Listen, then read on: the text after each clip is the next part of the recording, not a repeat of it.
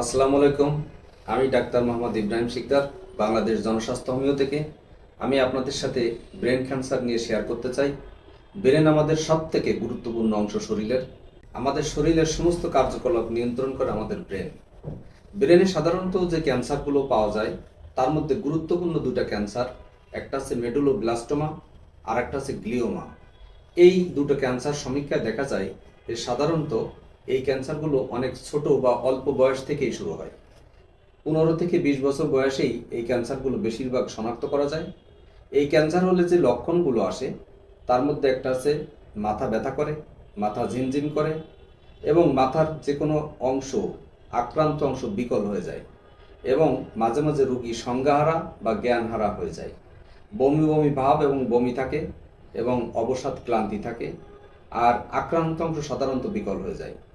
আর এই রোগ নির্ণয় করার জন্য সাধারণত ব্রেনের এক্স-রে, সিটি স্ক্যান করেই আমরা এই রোগ নির্ণয় করতে পারি। ইলেকট্রোএনসেফালোগ্রাম করে আমরা এই রোগের বিস্তার কত এরিয়া হয়েছে সেটা আমরা দেখতে পাই।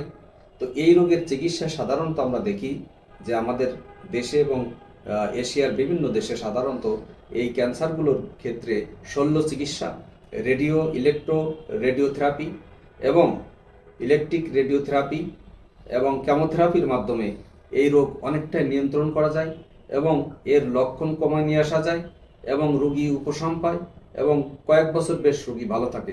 কিন্তু এই রোগ নিরাময় করা সম্ভব হয় না।